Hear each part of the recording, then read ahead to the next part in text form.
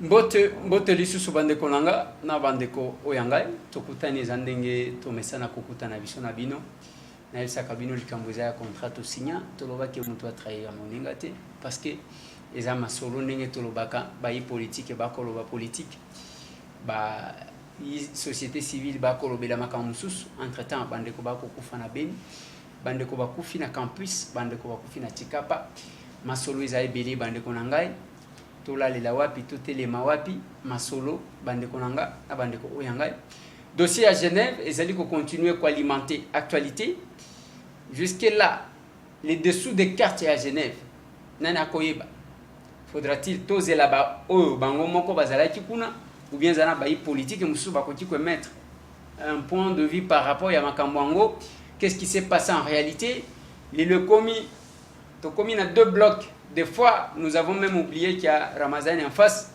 et comme Fayoul Félix. To kende wapi mwana mboka vide chimanga bote. Mbote ndegoliza. Santé madame.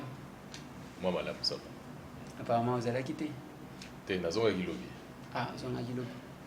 Mbala moko zongi. Yo pe ozaki na Genève. Te na kenda ki Genève te.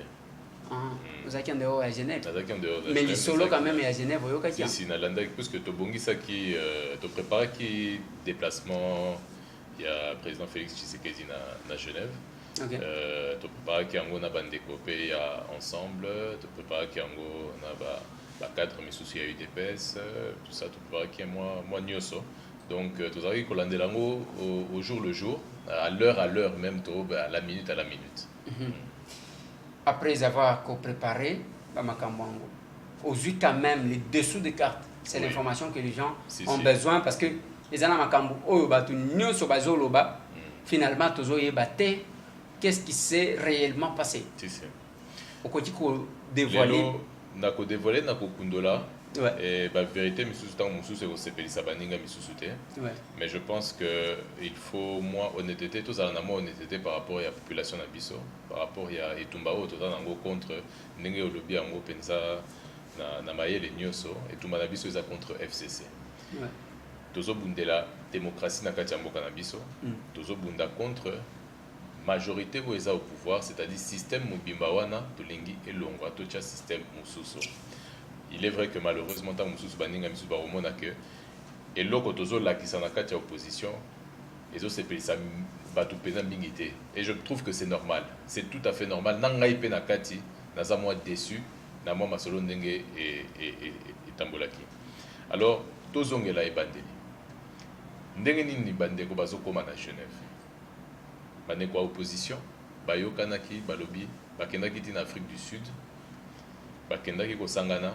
Balobi to tia ba critérium oyo ekosala ekopermettre que to yeba mutu oyo biso tokolanda ye tokomitia biso nyonso tu sima na ye pe pembeni na ye parce que ça kaka kolanda te base faut ezala ya munene base nini base eza des peuples base eza tango tunaka mutu politicien ou bien parti eloko ya liboso kotuna ye yo ozoloba na kombo ya nani balobaka na kombo ya base eza population oyo eponaki yo toko le baba ndeko majorité pe baza na base na bango baza na ba population na bango balandaka bango biso pe na opposition to na base na biso to na batu oyo balandaka biso.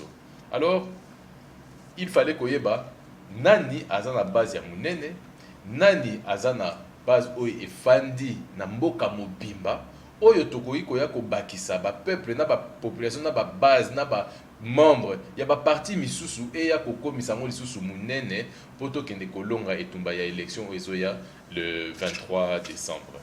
Wana ezalaki parmi ba préalable. Ezalaki ba préalable pe ya comment dirais-je ya maîtrise ya ba donner dossier ya mboka ezalaki na moi ba préalable moko pe. O permetaki que système ya kopona le candidat unique il fallait la consensus, c'est-à-dire bofandi bino 7 ndenge bakenda ki 7 wana bofandi bino 7 bo sololi entre bino pe bo pesi bino nde kombo ya mutu oyo akokende oyo bokomitia pembeni na ye bokende. Alors tango ezali consensus bozo solola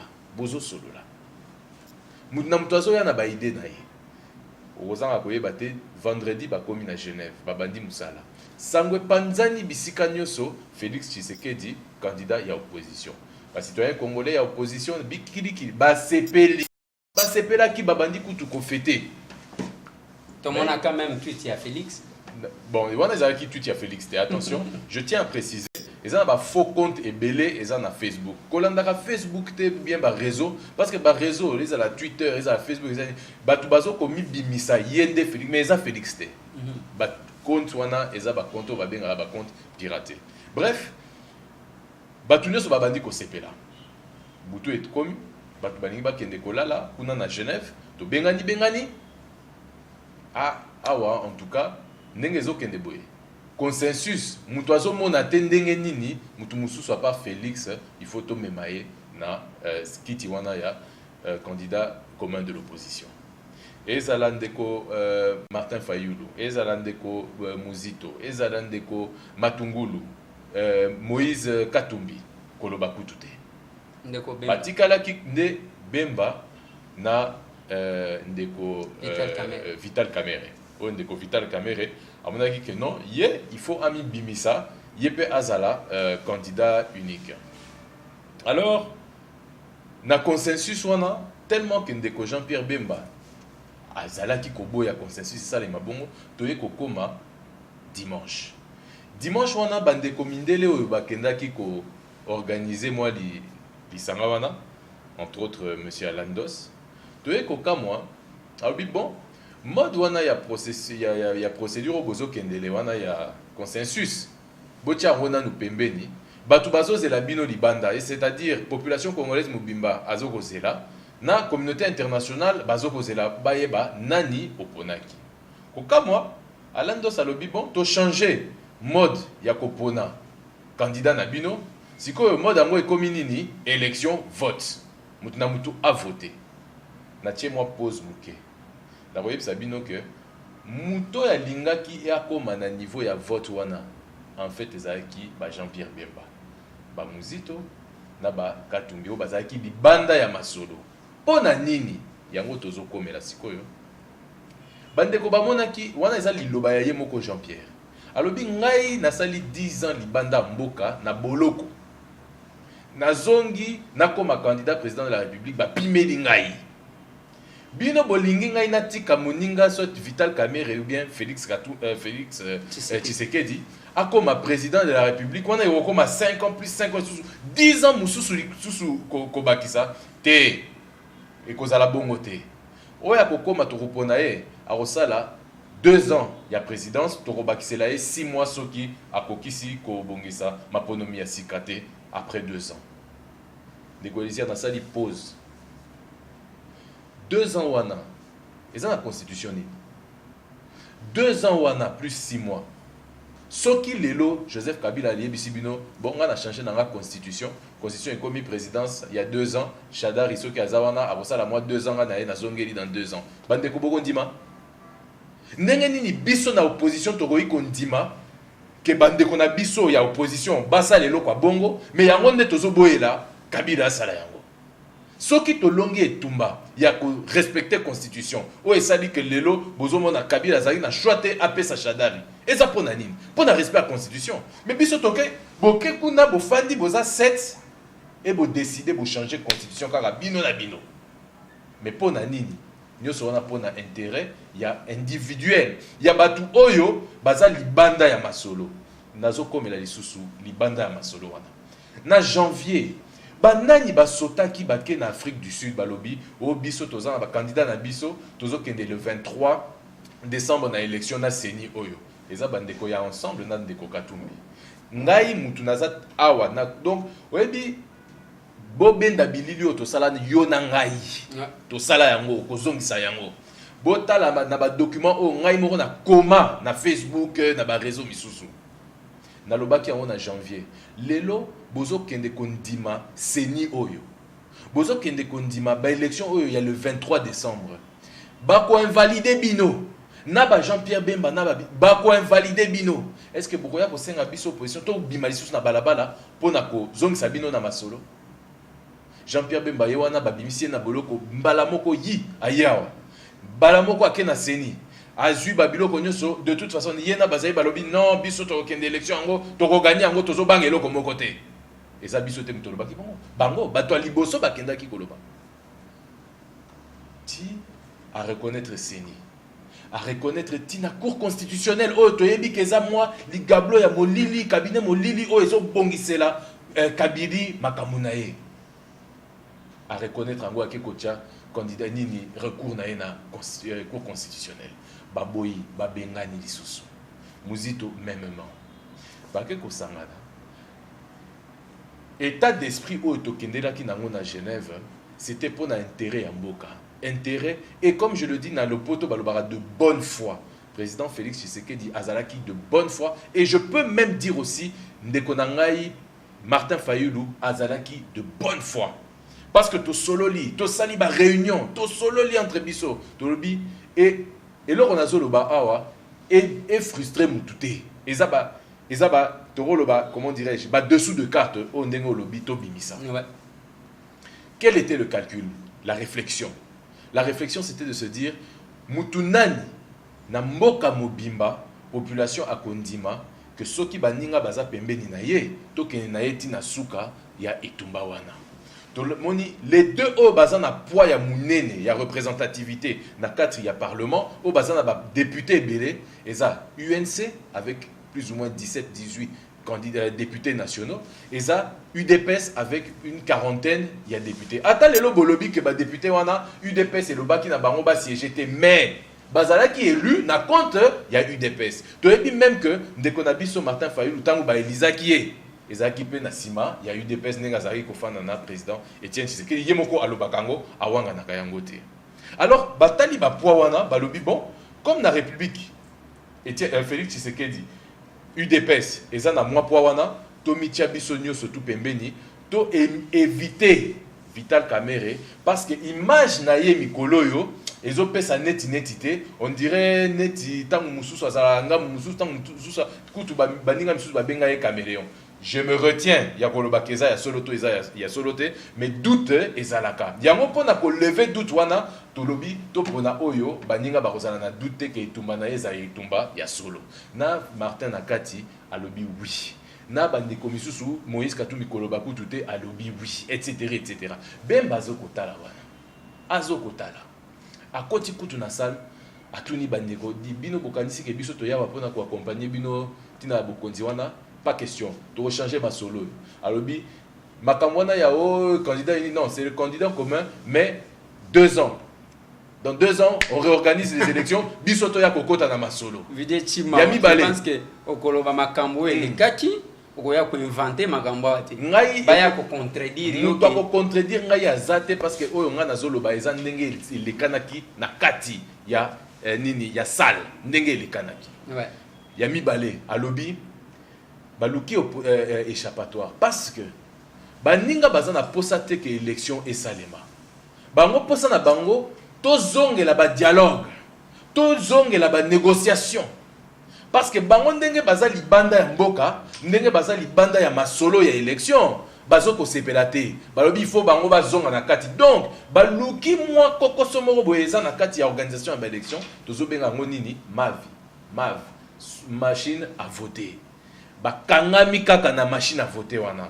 Machine à voter wana soki ba ezali kaka biso tokosa l'élection te. Mais muto azana kozanga koyeba te que Corneille Nanga lobaki yango soki bolongo une machine à voter élection ekosalema na décembre 2018 te. Na tuni.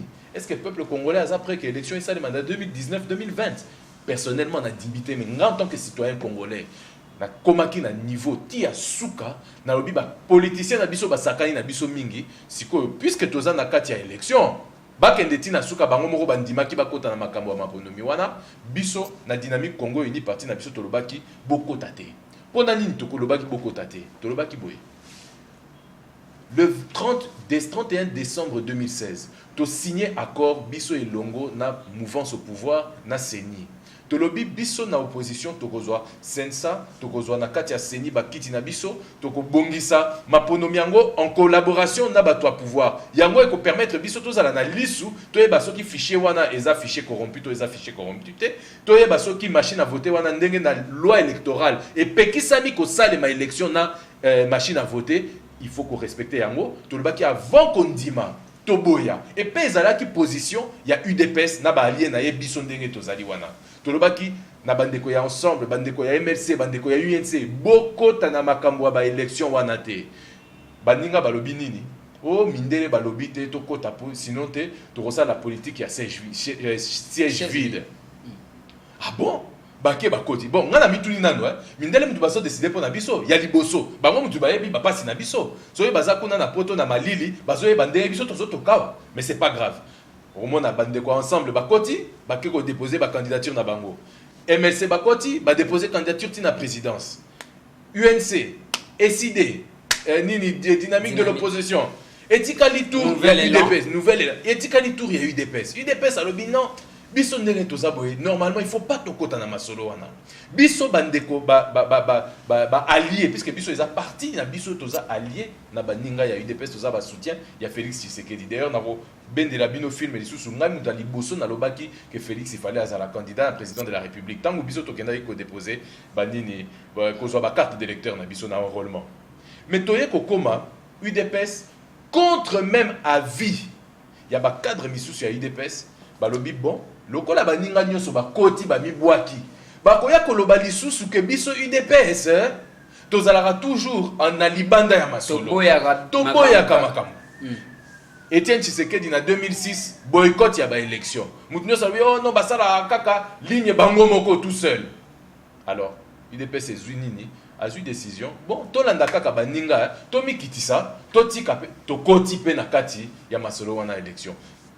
Et soit qui biso ngai personnellement ngai Vidie Chimanga et soit qui nga na ndenge ya kosakana te na lobi ndenge bozo kota na kati ya masolo ya maponomi wana l'herbe okende sikoyo bo reconnaître seni wana nyoso seni ya kosala bokozala obligé bondima yango nde baye kokoma o machine à voter au fichier électoral mais nyoso wana il fallait kotala ngo avant eza lokola okoti na zamba banzete zingi yo bisika nyoso mais yo lingisi ko kolongola nzete moko o ya mavi wana machine à voter mais banzete nyoso yo moko ondimaki ke zamba wana nyoso ezinga yo puisque ondimaki ko kota na masolo wana sans que bakata nanu banzete wana c'est-à-dire en respectant l'accord de la Senko. Bref bazana kati toye ko kamwa ba misusu baza invalidé tango ba komi invalidé rapide okoye bali susu MLC bengisaki moi réunion jour il y a invalidation donc à la veille lobi nango bazo invalider mais la veille comme bayebaki déjà que na kati ma solo ils ont changé ils ont bébé la bango bengisaki moi réunion mo boye pour ba signer que baza penza d'accord te na ba invalidation etc. bengisaki pe bandeko ya UDPS Félix Tshisekedi akendaki ngai na boyaki. Mais est-ce que Bozo se rendre compte que Bozo c'est le loco mais Bozo ça le contraire. Bozo c'est le loco mais Bozo ça le contraire. Bref, Tozo Kende, à un moment donné, bas cadre, bas leader, il y a opposition, il faut bailler la paix, population. Qu'est-ce que la population congolaise a lingi? Population Tozo Kakebalobi to lingi élection. Effectivement, lingi avant comme akuna parce que au Kati les solos au batuba posé parce que on veut avoir une vérité par rapport à ce qui s'est passé à Genève. Ok, c'est vrai. Tout le lobby, Jean-Pierre Bemba a s'opposé. Alors bien Koko Kate, Kosa ceux qui passent 5 ans pour doubler, il faut tout ça là, tout ça là. Et puis baye Kosa la ce qu'on ndenge nini sali ke baya kwa boutir na élection ya Martin Fayulu. Très bien. Donc ndenge na lobaki yango bakendaki na ndenge ya consensus. Ouais. C'est-à-dire Toyokana, ngai Vidie Chimanga, nandimi que yo ndeko Eliezer ozala liboso, ndeko Christian andimi ndeko Eliezer, biso nyoso toyokani, OK c'est bon. Tango bamoni bongo ezokoka ko simbate parce que Jean-Pierre Bemba zoko bloqué. Toye ko comprendre que Alandos aye alobi botika masolo na bino wana ya consensus token de vote. Token de vote. Ok. Puisque Bolingi Boken token de vote, Tondi Makaka, Batunios Bazo Zelabiso, Félix Tshisekedi, en grande confiance, Martin Fayulu, calme, Bayebi que déjà ma solo ici est Lambami. Bayebi déjà que la logique c'est que Félix Tshisekedi a la liboso puisque Bisonioso tosi toponier. Token de vote yango. Batiki Bangona nous, Baza Mine. les 4 O baza validés, c'est-à-dire les 4 O baza candidat président de la République, Oyo Seni Indimi Bango. Matungulu, Fayulu, Kamere, na Tshisekedi. Tshisekedi a yébité, objectif na bango nyoso, l'essentiel Kamere nanu alekate. Kamere a yébité et kozala difficile pour aleka. Matungulu a yébité toponi Félix. Fayulu a yébité toponi Félix. Bon, basala. Katumbi a yébité. Katumbi a zana na 4. Basa libanda. Basa 4. Balobi bo voter. Ya liboso tia kombo na yo moko puisque okomi voter. Ouais. Batie na mutu atie kombo na ye, bon, majorité est limitée. Bokende vote ya mibale. Sikoyo, ozana interdiction o tia kombo na yo. Il faut tia kombo ya moninga. Ouais. Nde esika sikoyo na confiance nyoso Félix ayebi ke mutu ifo apona Martin Fayulu. Fayulu ayebi mutu ifo apona Félix Tshisekedi. Matungulu ayebi mutu ifo apona Félix Tshisekedi. Nani Kamere ayebi ke soki aponi Félix apesi moi mingi comme bango baza ba 2 poids lourds, soki apesi Fayulu yena Fayulu ezalaka opesi mbwa aboyi apesi na ye Matungulu.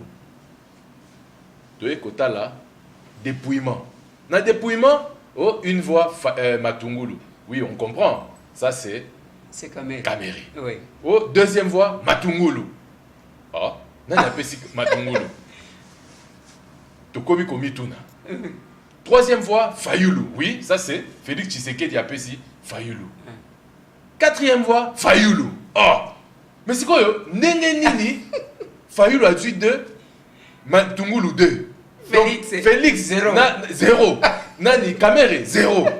Donc les 2 poids lourds, Bakotimaï. Batali. Nzokande Bemba ayebisaki Matungulu, Muzito na Fayulu. Bomoni sikoyo ekomi tourna bino. Bozwa occasion. Biso tolingi te ke Tshisekedi akende liboso. Toboyi pe nani Kamere akende liboso. Ata baza na base ndenge nini. Mais biso to préféré bino bozwa bokonzi wana parce que toko solo là. Et na kati wana bobo ya makambu ya machine à voter. Objectif na bango ezani élection esalemate. Ya mibale soki kutu esalemi et que bo gagner bo pesa biso kaka 2 ans maximum botika wana za lokola moi transition après biso tozongela masolo. Est-ce que yo ndimi penza ke na eloko bongo Félix alingaki andima Kamera alingaki andima jamais bakingaki bandima. Et c'était ça le grand problème esika comme on dit là où les Romains s'empoignèrent. Zelana Ndetima. Félix Tshisekedi azaki na confiance na Martin Fayulu. Complètement. Et Kobima, Félix 0 voix, Kamere 0 voix. Batala Fayulu 2, Matungulu 2. Est-ce que aux qui secret il y a que les 2 voix il y a Fayulu et Utaki Wapi et les 2 voix il y a Matungulu et Utaki Wapi. Babomba qui en vote. Mutuna mutaloba qui vote na ye. Ouais. Aloba qui en. Il sanga. Fayulu alobi que ya vota ki Matungulu. Kamera alobi ya vota ki Matungulu. Félix alobi na vota ki Fayulu. Matungulu alobi na vota ki Fayulu. Babombi en vote. Alors. Oui, c'est parce que nazotala c'est moko babetela biso ya bayanke misato baki balobi tozokende koluka liwa tokende koboma liwa bake bakutani na koko moko boy bana lingi boboma liwa parce que liwa ezoboma biso to indiqué bango nzete moko bake kuna bake okuta bomengo liwa te obomengo il faut kaka siko tokomi ba patron moko alobi moko akesomba biloko na mboka oyo akeko somba biloko na mboka mibali batika ya wana soki ayeto bareye soto tika la biso mibali ya wana tangu pezo ya na nzela lobike pona ngana tika la ngamoko boss na zotiela bango poison bango mibali badaye ayena biloko wana na nzala tangu ka bamoni ba récupérer kuba babomiye après bitumba après nzala ba vandi bazwi biloko ya kinango balie bango nyonso droit donc ezaka lycée tozonga kasi. Voilà. Alors, ngai personnellement na kutani na Martin Fayulu. Na kutani na ye. Bon, nana si ça na élection wana. Ouais. Bakomi mibale. Baye kokota sikoyo kokotisa les 3 oyo bazaki invalidés. Bemba, Katumbi na Muzito bakoti bango misato balobi to bandela vote wana parce que tozo comprendre te wana Moïse Katumbi azolo bango tozo comprendre te ndenge nini bande kwa bandunu mibale nde babimi il faut to bimisa mutu mususu ezala au moins école mususu il faut quand même moi beau départager. Félix Tshisekedi alobi non toujours na elikia que ndeko Martin Fayulu aza quand même na moi logique muke alobi non le vin tiré il faut le boire il faut respecter le processus de bonne foi wana subulu azoye bate masolo o ezolekana ye azomona yango te ndeko babandeli lisusu vote Martin nani JP Bemba aponi Fayulu Katumbi alobi Tshisekedi aza lisusu te na ba o mibale wana o babimaki na premier tour donc il faut apona kaka mutu mususu aponi Fayulu Muzito aponi Fayulu Kop na bango ezalaki nde yango wana l'essentiel ba écarter Félix Tshisekedi. Pourquoi na expliquaki yango na ibandeli na expliquer yango ndenge nazali koyebisa bino Félix Tshisekedi objectif na ezalaki kokende élection le 23 décembre. Bango balingi te ekende esalema le 23 décembre. Je rôle sikoyo ya Martin Fayulu. Martin Fayulu alobeli ngai personnellement et nayebi kasambelaka mingi ndenge ye moko alobaka yango et je sais que soki ye na ngai tofandi boye jamais akowanga na makambo ayebisi ngai. Alobi na ngai mon frère parce que na Bruxelles samedi oyo uti koleka samedi de 9h à 11h30 tozalaki ye na ngai tofandi tozo solola. Nayebisi ye ndeko na ngai Martin ezalaki na bato mibale oyo lelo na politique nazalaki na confiance na bango. Félix Tshisekedi oyo naye koyeba ye na 2015 yo Martin oyo toyebani ça fait des années et des années yo nayebi etumba na yo nayebi courage na yo Félix naye koyeba ye kaka na 2015 naye koyeba ye kaka na 2015 nayeba ki était avant nayeba ki était pona ngai azalaki lokola batu nyonso bazalo mona ye mwana ya Fétien Tshisekedi azoya eloko nini azoya koya ngai moko nazali kokota ye doute eloko nini akomemela biso mais l'air naye ko sala naye to sali musala to dlak donc à la kisibiso capacité naye de rassemblement yo yebi ngai bien ngai soki o tieli ngai bato G7 eza o pesimbo mwa boyi ngai na lingaka bango te ezala penza donc pona ngai balongwa jamais na majorité bazaka bato majorité mais baye ko kosana ba opposant mais likolo ya conscience ya Félix Tshisekedi toye ko longola ba rancœur na biso nyoso to tiango na se to lobi objectif na biso ya liboso to longola na système wana eza en place après to kotala en voyant comment est-ce que Félix a salaka j'ai dit non aza mutu ya ba consensus aza mutu ya batu nyoso et je pense que avec lui to ko évoluer azui proposition awa na Senko tant que tozali na Senko ba proposer ye que na bato majorité ba proposer que transition et ça ne fût que il y a 3 ans que réouverture il y a constitution et salema mais ba proposer à kozwa bokonzi à kozwa mbongo à kozwa makamunyoso tozonga ki a to fandi epai na ngai ya na ndako afandi il était 1h du matin 1h30 du matin a yebisingai mon frère oyebi que soki to ndimaka accord wana o bazo pesa biso mais jamais lisusu to rotambola toute la population na biso na misubwe et que c'est impossible. Je préfère to kende to bundati na suka que to ndima makambu bato bazo sala. C'est ce jour-là on a kondima muto azo bundela des peuples, azo bundela intérêt na Martin Fayulu. Martin Fayulu tozarana tous les jours na ba combat, na ba nini tout etc. Et Martin yemo kwa yebisa kingai l'essentiel l'intérêt de la nation avant toute chose. Et ndenge zabouye to moni ndeko Félix tant mususu azalaka peut-être na ba lacune peut-être na ba entourage to nini mais biso nyos to tia poids to kende liboso okomi kuna na Genève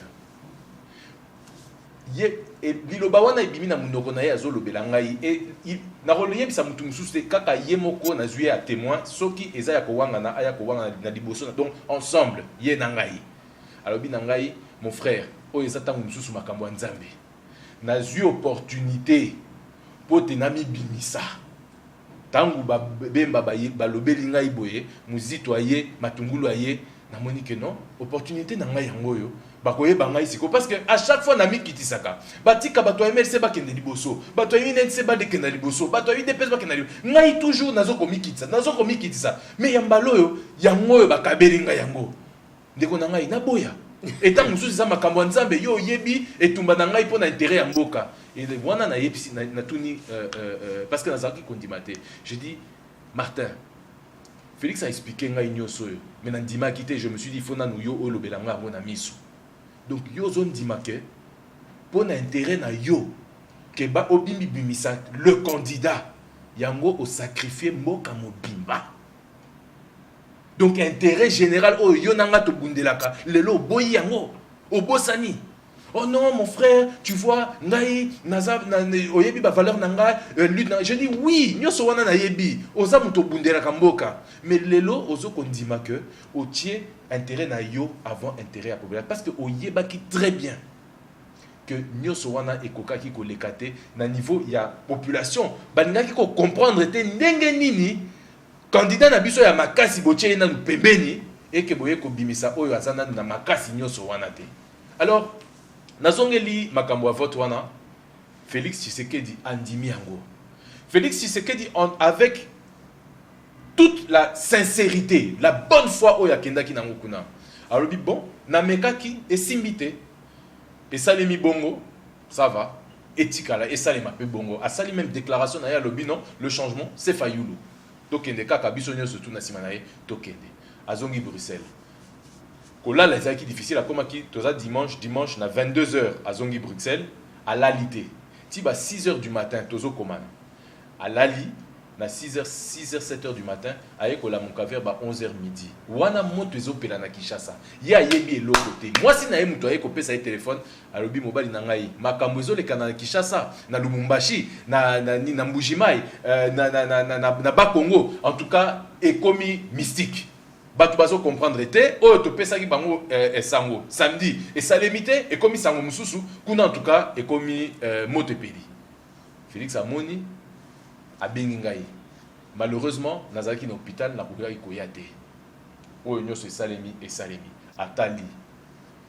Ba Bengi est parti à Kinshasa. À Sololi na ba base na ye na et puis makamwana ya base na lobby en bien base et sa population mobimba. Mais base il y a eu des pèses. Oui, base oui. Base où est manifestaki, ezaki base à Vital Kamerhe avec l'UNC. Na base il y a eu des pèses, ce n'est pas le peuple parce que des fois tu comme confondre. Non, et là qu'on a lobby boy. Les lots qui bandeko ya DCU ba manifester, yo ko loba peuple congolais manifester. Ndeko Eliezer na lobby boy. La base dont on est en train de parler, un parti politique. Ceux qui ont la base na yo eza nani? C'est qui? Ce sont les militants du parti. Qui sont-ils?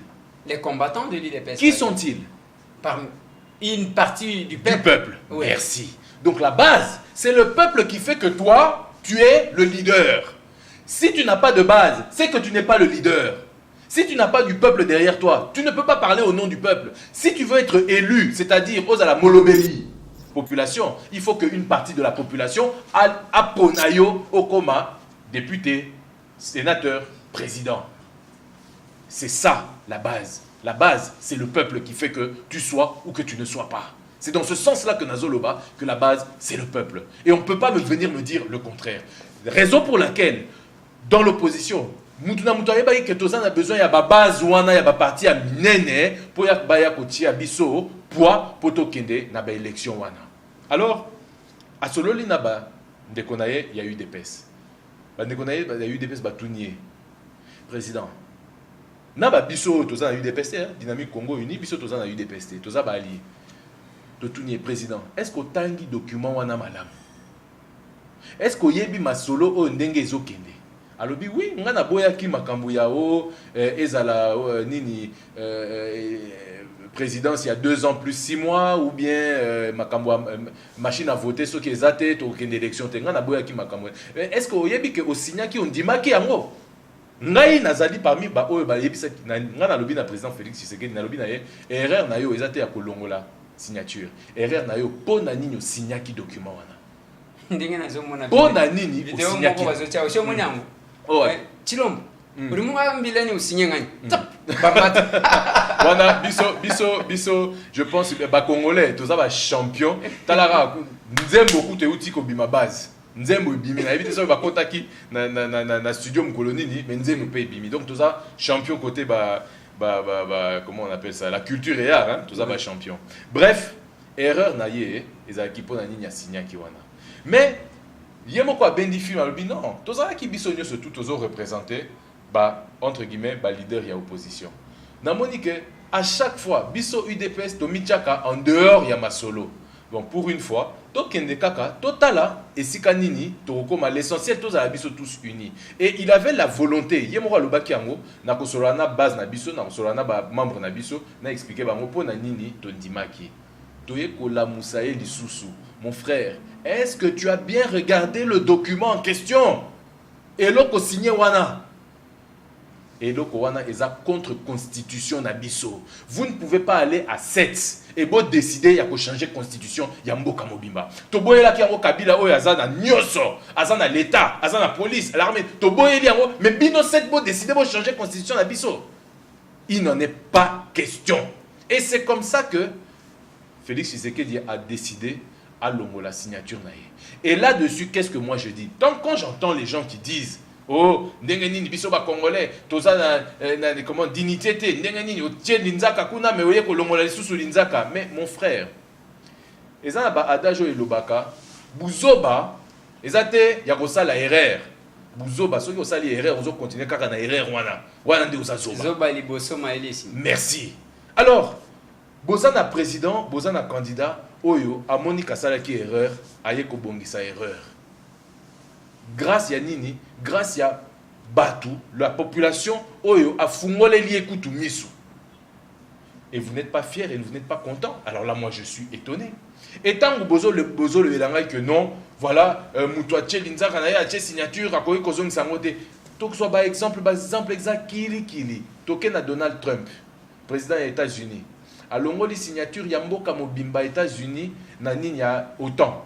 C'est-à-dire, armée ya monde mobimba a longoli signature na COP 21 o ezali kotalela makambo ya climatologie na monde mobimba a longoli yango atunaki nani mutute yemoko a décidé a longoli mais batu bazo betela maboko kenda na France de Villepin a tie document moko boye contre ceux qui makambo moko ya enseignement supérieur ba professeur na bele étudiant ba kiti na balabala ba lobelie a longoli signature Ségolène Royal etc. Pour bango baza mindele il faut qu'on dima pour un Congolais qui a décidé d'écouter sa population wana siko ekomi que non à commettre mbeba nazo komituna bato bazolo ba bongo et loko nini balingi quand ils disent que comment est-ce possible que la base ait changé idée ya président. Attention, qu'est-ce que c'est qu'un leader d'un grand parti politique? Qu'est-ce que c'est qu'un leader démocrate? C'est justement celui qui sait écouter sa base, qui sait écouter les volontés du peuple pour les matérialiser en un projet, en un programme. Soki bolingi dictature. Et là, quand on est en train de se battre contre quoi? La dictature. Comment vous voulez demander aux personnes qui se battent contre la dictature, comme à dictateur? Quand vous dites que Félix ne devait pas écouter sa base, donc c'est-à-dire qu'il devait devenir dictateur à imposer Nyoso. Voilà. À un moment donné, il y a certaines choses. Et ça, moi, quand il s'agit des affaires de l'État, à un moment donné, il faut un intérêt. Il y a population et non pas d'intérêt. Il y a un individu. Parce que vous avez qui n'a qu'à masolote, bolingi siko bobi misamitu, ça je suis désolé.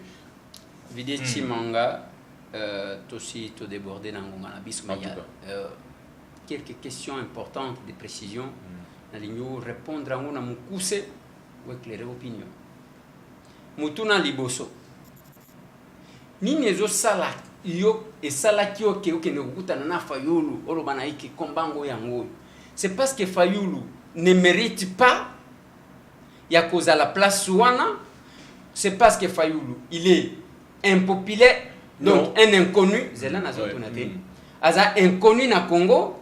C'est parce que Fayulu aza il est incompétent et le konini oyo sala que okota Fayulu doute. Merci Ndeko Eliezer. Ngai problème na ngai ya liboso, c'est que engagement oyo bazwaki en tant que partenaire de lutte oyo tozwaki biso nyoso elongo, il ne l'a pas respecté. Ce qui déjà engagement na biso par rapport il y a combat na biso, il y a lutte, vous respecter en côté, ndengeni na rocha eliki ya ba na yo que vous respecter ba engagement par rapport il y a combat au tozo kende, il y a munene pour intérêt ya mboka, il y a liboso, il y a mibale. Olobi nazo kota doute par rapport à la popularité na ye. Mon frère, tokende pa etozonga epai nga naza président parti dynamique Congo Uni naza na mwa base na ngai na bisika na kati ya mboka mais naza réaliste nayebi bien que soki ok tango mususu basankusu peut-être kuna beza bato bayebi ngai te mais Mata Kita depuis 36 ans l'UDPS est un parti qui a combattu Kombo ya Félix Tshisekedi yebani tango mususu d'abord par rapport ya papa na ye mais il faut to tia ba chance na biso nyoso na escarcelle ya etumba contre FCC wana oyo tozo koluka kolongola bango. À partir du moment où vous avez une chance, et Yemoko, même Martin Fayulu, Yemoko a l'obélangaï que c'est la vérité, c'est la réalité. Pourquoi arriver au moment le plus crucial, Boya Kopelisa Moto et Sika Zanga Kitina ya Kopelisa Moto, Tomitala Nabiso Batu. Est-ce que sincèrement, ce qui Félix Tshisekedi Azalaka, le candidat commun de l'opposition, est-ce que sincèrement, Bondimi que dans l'opposition, Tolinga Itozala n'a pas de problème, on a Otozanangolelo? Personnellement, c'est aussi la dictature. Ça n'allait pas être le cas. C'est aussi la dictature. Dictature, les jeux démocratiques, on a voté, on n'a pas désigné. Fayoulou n'est pas un candidat désigné, c'est un candidat élu. Deko Eliezer. Oui. La machination qui a été organisée ne permet pas à dire qu'aujourd'hui c'est une dictature de quoi que ce soit. De bonne foi, je le répète encore une fois, Félix Tshisekedi a Ndimaki Nyosowana de bonne foi. Oui, mais pour la machine à voter, il y a que Batiachi Kombo ya Félix et Bongo ni et Komi Kombo ya Fayou. Yango Ayeko Zonga Sima a Monica Kometaki une erreur. Son erreur n'est pas d'avoir retiré sa signature. Son erreur c'est d'avoir signé ce document. Voilà. Tokende Kasina erreur. Nyonso bokoloba wana bozo mona teke bozo bimisa Félix est immature.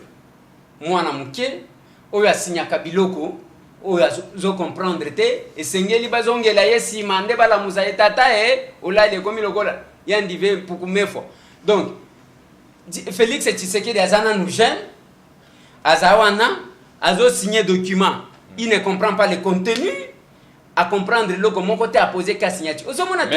Merci beaucoup. Félix et puis wana ko kwea beaucoup pesa raison na bao baloba que Félix a tangati. Merci beaucoup Ndeko Eliezer. Comme je l'ai répété, ceux qui ont bimsé ngai muto a commetté erreur te na vinaye, en tout cas c'est que boza makasi. Et si vous voulez un président qui est parfait ou a commetté erreur te, bolukaye boya ko bola kisangaye pona yebaye parce que ti lelo alors en tout cas nazo mona été. Mais un président qui accepte de reconnaître son erreur et qui va la corriger le plus rapidement possible, c'est ce genre de président que moi j'aurais besoin pour mon pays. Mais ya liboso na roye bisayo. Un président qui peut reconnaître son erreur. Ozo continuer vite. Est-ce que Félix a reconnu son erreur ou bien Félix na face du monde à la kisi que azamuto yebaka ko respecter l'engagement na été à respecter engagement na par rapport ya oyo tozo benga population na base na batu oyo ba ponaye o basala que azala un leader. Ça, il le respecte. Et moi, je préfère respecter ce que le peuple veut que respecter ce que des individus ou balingi kotia na mutu na ngai ou bien balingi ba forcer na sala. Alors, Ozo pesa réponse oui, ozo pesa. Réponse ni ko pesa na bandeko o ba koloba que le vrai président de l'UDPS c'est Jean-Marc Kabund et non Félix.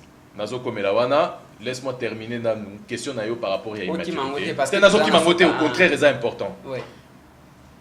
Tango Moïse Katumbi en 2015 à Zoloba que Joseph Kabila est un très bon président. Le 12 décembre 2016, Koutou, 2016 je dis bien, à Lobi a commis dans la dernière heure, à Lobi, Joseph Kabila a été un très bon président. Si il avait choisi un candidat ou un autre comme dauphin, je n'aurais jamais quitté la majorité présidentielle. C'est écrit le 12 décembre 2016 pardon, dans la dernière heure. Excusez-moi, à combien qui erreur toi, à combien qui erreur t'es Aza, comment on appelle ça? Aza immature pour Aloba Kibongo? Yami Balé. Ceux qui ont vu Jean-Pierre Bemba. Ou Aloba qui? Résultat, il y a 2006, où est Salaki que Joseph Kabila Azala président. Azala qui erreur? Est-ce que Azala qui est mature? Ce qui aux huiles de Konabiso Fayulu, tango na 2006 awa, basali l'élection, pouvoir na kati ya ville à Kinshasa est tombé na maboko ya opposition. Baponi avec Jean-Pierre Bemba, Baponi Adam Bombole comme député, comme gouverneur de la ville de Kinshasa, mais Ndeko Martin Fayulu, Ayokani na bandeko ya majorité au pouvoir, Balekisi Ndeko Kimbuta. Est-ce que Azalaki est mature? Toutes ces erreurs-là, ce ne sont pas des erreurs, oh, Lelo, Batubazongela Kiango, Balobaki, oh, moi j'ai commis une erreur et je reviens dessus. Alors, je dis tout simplement qui est le vrai président de l'UDPS? Je dis simplement que on peut commettre une erreur. La grandeur d'un homme politique, c'est de savoir corriger son erreur, surtout devant sa nation. Maintenant, par rapport au leader et au président de l'UDPS. Ngana Samuto UDPS. Namoni Makambu Oyo et les Kanakiwana, la façon dont, comment il s'appelle, Jean-Marc Kabound et les autres ont agi. Ils étaient dans le feu de l'action. On ne peut pas dire que c'était la meilleure des façons d'agir. Lelo Nakori Kondimate na lobake non. Makamunyo soyo façon nani Jean-Marc Kabound a réagi saki que Isaac penza na ndenge sengeli et sala. Mais il a fait respecter ce que la population, il a transmis en tant que courroie de transmission, puisque dans le parti UDPS, Mutuna Mutwaza na rôle nae. Le rôle du secrétaire général, c'est l'exécutif du parti. Yem Mutwaza qui organise ma solo nyoso. Yem Mutwaza en contact paix directement avec la base. Et le représentant numéro 1, c'est le président du parti. À un moment donné, le président du parti est à Genève. Et puis ça aussi, c'est quelque chose de très important pour moi. Il faut totika ma solo wana okeneka toujours na libanda mboka pour na okeneko soit ba solution. Problème na biso ezana kati mboka na biso to la mboka solution. Awa. Oui, comme dans le langage à FCC hein. Non, c'est pas une question de langage à FCC. Non, c'est une question de langage à congolais. Biso ba congolais tozana posa masolo ezala pas na biso. Oyebi Félix Tshisekedi tango azo voyager wana tout simplement parce que baninga misusu bazana choite ya kozala awa. Je suis désolé, mais ceux qui bazo ko pekisa ndeko Moïse Katumbi azala na Congo, choix mususu ezate puisque azomi lobakeye pas en opposition, puisqu'il faut être démocrate, koyoke la mutu nyoso, c'est normal que a voyager. Alors, Jean-Marc Kabound, dans le fond Azalaki n'a raison. Dans la forme, a dépassé Mouké, mais je pense que comment dirais-je, la tension, en tout cas, a présenté déjà bah, excuse Naye, na président, par rapport à la forme. Oui, par rapport à président. Non, par rapport à la forme. Mais le public a quelque présenté bah excuse na téléphone. Mais la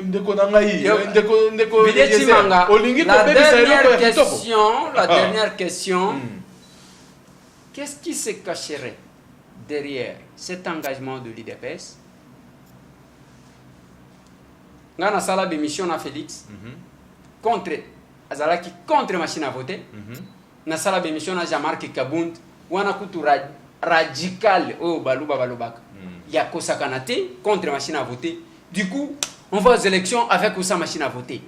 Qu'est-ce qui se cache là-bas? La seule chose que ça vous donne, c'est le thermomètre, il y a confiance au Félix Tshisekedi azanango na population. C'est ça. Lorsque Bandima ki bakota na makambu ya ba élection oyo, bayebaki bien que accord ya Senko, il y a le 31 décembre 2016, ezalaki en application té. Mais baninga nyoso na mindele liboso balobaki bosa la politique ya vie. DJ yo boya ki ko déposer bakani. Ngana boya ki pe na sali ya moté. Oui. Na sali ya mona zo tuna. Changement wana brisque. Qu'est-ce qui se cache? Parce que tant aux ba peuple, la confiance. Na meeting, c'est la DJ. Meeting ou ya opposition, il y a ba 7 ans. Ce qui otali nazana ba image bazo illustrer yango d'ailleurs. O comment na ba memi cercueil. Na kati ya meeting. Oh Félix ba betela ke maboko candidat comme et Félix. Mais liboso na ye cercueil. Ya kokunda machine à voter. Olinyo lobela peuple ngana lingina yeba changement wana de place bato ba ko soupçonner Félix yango wana. Est-ce que d'abord il s'agit que azotonga na place commerciale balakisa kinga place moke bato wana bakanyi 3 millions yango wana. Ah bon. Mais tango ngana yeko yeba na Félix hein ba yebisa kinga que ba nani Katumbi asombela ki palais à Danze atiaki ba meuble na kati ba car ya kosakana te. Ngai pe nandimaki yango. Naye kokuta na epa ya Félix naye kokota na ndako naye. Moi ndako moko ya muke na limité na soki 11e 12e rue na kati kutu bakiti ezalaki te mutuka ya malonga ezalaki te nyonso wana ezalaki lokuta mais mpona kodiaboliser toza champion. Pona nini ya Félix il faut bondima, pona nini ya batu misusu bokondima te. C'est un peu dommage, c'est un peu dommage. Je reviens au changement. Il n'y a pas de changement. Il faut savoir que depuis Bandeliti na Soukati lelo UDPS ba allié biso nyonso nek toza wana tolingi makambo ya machine wana te, mais tellement que bango bakoti na système ya kokende élection choix mosusu ezate tolobi tokosa la confiance na population puisque biso tout akatolo tolobaka que population des ana biso machine à voter ou pas machine à voter population ekolakisa que machine wana ekokosa biso nyonso te.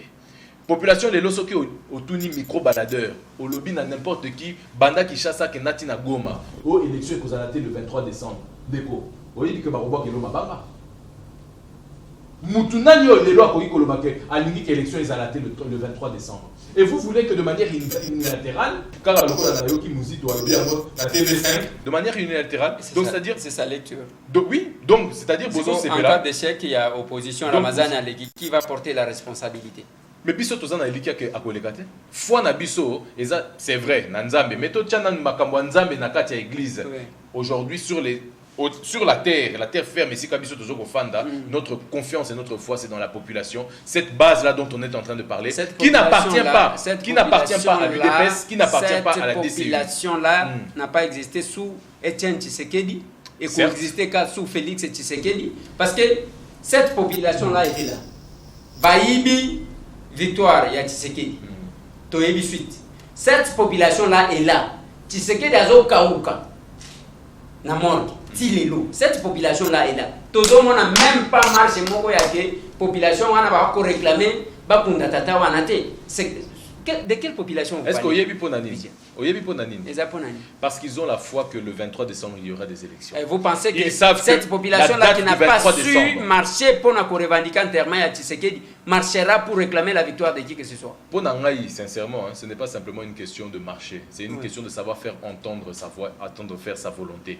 Ngai sincèrement, ceux qui n'ont na katia nzoto ya mutu lokola nanga ou bien des commissions sur FCC et que population et que voter en masse et que voter mutu ya opposition et que eza donc na ba témoin to tie ba témoin na biso bisika nyoso esengeli to ye na ba preuve nyoso que biso population to ponaki mutu kingani soki oza makasi obimisa kombo ya mutu mususu wana yo. Mais je dirais une chose, ngai en tant que président de la Dynamique Congo Uni, j'ai refusé de participer à ces élections parce que na yebaki que ezali nango kaka kimoyibi. Ce que l'UDPS a fait, à aller rentrer dans ce processus électoral, c'était pour crédibiliser, c'est-à-dire pour suivre Bandeko na bango oyo ya parce que ndenge olobi yango kaka sikoyo outi kolobango Etienne Tshisekedi azalaki yemoko. Cette fois-ci, le président Félix Tshisekedi a décidé de montrer une autre image de l'UDPS, une image plus consensuelle. Image moko oyo andima kozala pena baninga tokende elongo. Lelo c'est-à-dire bango banani FCC parce que nga nazo yebisa bino lelo na minute yo Kabili wana eza na posa te que élection esalema parce que bayebi ke kozala difficile bakosa population mobimba bayebi ke élection wana soki esalemi bakomi en danger baza na posa biso bato ya opposition to pesa bango mwa nzete oyo bakotelemela lango lokola makambo ya machine à voter. Ceux qui ont téléméli comme machine à voter, bakoloba ok. Na kombo ya opposition comme basengi. Élection ekosalema le 23 décembre été. To poussa ya. Mangana zo pesa yo maloba suka. Bien que tango développer wana nazota la Tshisekedi, Nathalie Félix. Etienne Tshisekedi, Nathalie Félix. Ndengo zolo bela nazo mona kaneti Shadari azolo. Siko tali na ba photo ya bato. Ozo benga ba FCC.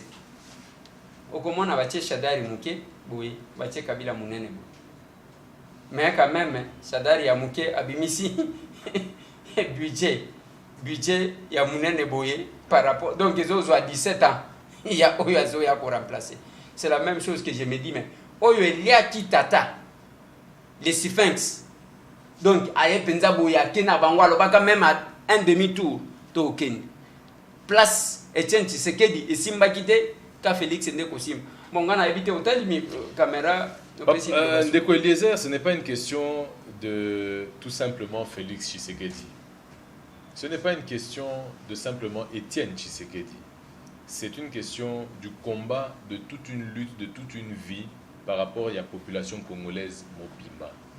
Naboye Bisayonini. Ndeko Eliezer, ça fait 17 ans. Tokota même depuis 97, donc ça veut dire 21 ans, depuis que AFDL est à Kokotawa. Mais Tobandana, on a 17 ans où il y a Joseph Kabila. Ça fait 17 ans que nous la population Nabiso, Bazoko, les Lanzala, Klassi, santé, maladie, etc. etc. Na pesa exemple wana mukolo mususu na lobaki mwana na ngai ya mibale comme ne lukian. Awa na classe azoki ba memini na hôpital CMK awa côté ya Beach Ngobila. Batu ba bengi nga na téléphone nazaki na bureau. Balobi papa il faut ya mbangu awa opesa caution ya $1000. Soki opesi caution ya $1000 te to kosimba mwana na yo te. Nga nazana mwa makoki na ngai. Nazomi tuna population oyo azoko souffrir avec un taux de pauvreté oyo l'équipe mboka nyoso na monde entier. Ah ouais, pas na biso na Congo. Est-ce que population wana ezana posa to kende kaka to continuer kaka na babuzoba oyo tozana ngo avec le pouvoir en place? Papa, population ozui meeting ya opposition bato bazaki combien? Tango ozui ya FCC bato bazaki combien? Ozolobela population ni nde nazotunaka yo. Tango bakendaki na FCC ngai na lobaka na bandeko ya population na lobaka na bango bozwa mbongo bo voter te. Mais bozwa mbongo parce que za mbongo na bino. Nga na roboya te. Bozwa mbongo. Mbongo wana za mbongo na bino. Mais tango bayaka na ba meeting na biso na opposition, est-ce que topesa bango ata un cas? Bayaka na volonté parce que bayebi que il faut que changer situation ya mboka na biso. Et je pense que ba élection oyo tozela ngo kala, ça fait des années qu'on attendait l'alternance na République démocratique du Congo. Le Lotomoni, président Joseph Kabila andimi appelle sa dauphin yé à Milongola. D'accord. Baken Nangoti Nasuka, basa l'élection le 23 décembre et que le peuple congolais, ceux qui balobi, que ba continuer na système autosa na yango lelo, ba continuer oyekoya eya. Mais ceux qui continuer, ba ya kolela lisu c'est pas na ngaite o nzala, o maladie, o nini. Ko na repesa te. Na rosala pi, na rosala isape mutute. Alors, to continuer ka lisusu. Ya suka na ngai na loba.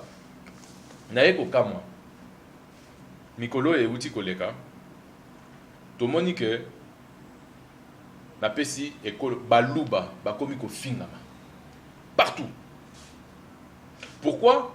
Parce que na ebandelizaki chibalandimi soginini o baluba bango bandima oh banani Sami andimaki oh baluba natuni kapika pesa ya muluba natuni ngoi kasa njazara muluba te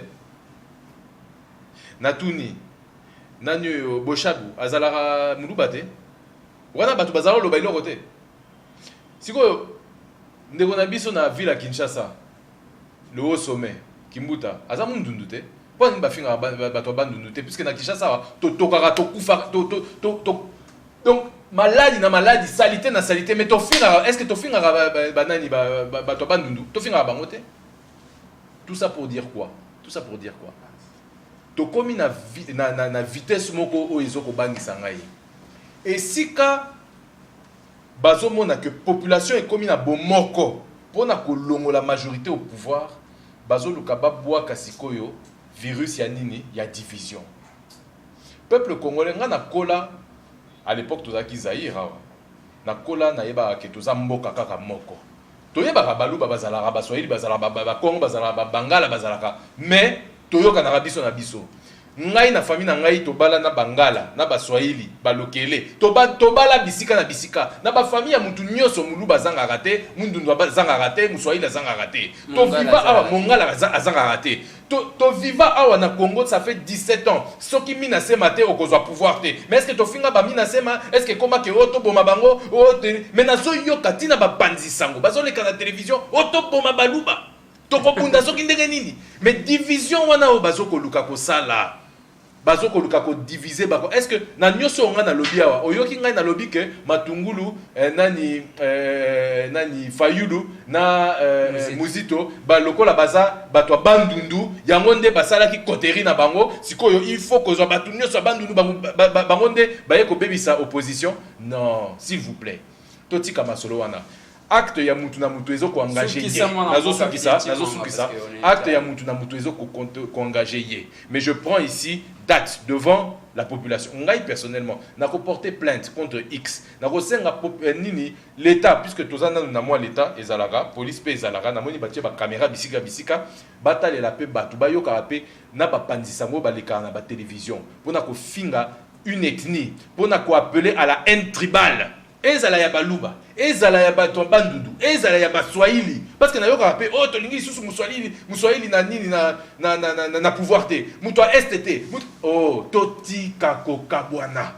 C'est une question de congolais biso tout ça ba congolais soki bolingi to kabola mboka na biso biteni mususu ke na Rwanda mususu ke na Angola na éviter soki banani ba gagner mais na ndimite ke ozala biso. Merci mon mboka Vidie Chimongo. Merci aussi Bandeko Balandi. Ezalaka ndenge wana mwa masolo na Vidie Chimanga ermongo tovandaka posa tokende ti lobby parce que moi mituna obeti boy ce que j'ai bien retenu bozui ba vérité selon Vidie Chimanga peut-être que bakoya koyebisa biso ke wana lobaki ezalo kuta nabite ya oyelekaki kuna mais loko na sepeli nango eza chute na ye pena lobaka na bino soki okomika esika babandi kotuna yo oza mtu ekolo nini keba oza déjà na danger po soki obimi ekolo oyo yazo kanisa te okovanda na kiti boete okovanda mupanzi peut-être loko bakoyela omela oyipe ko emporter yo po kongwe commander wana. Merci Botika la branché. Mais j'ai toujours insisté sur une chose, la menace qui pèse sur notre pays est plus vaste que nos ambitions. Exact. Merci. Mm-hmm.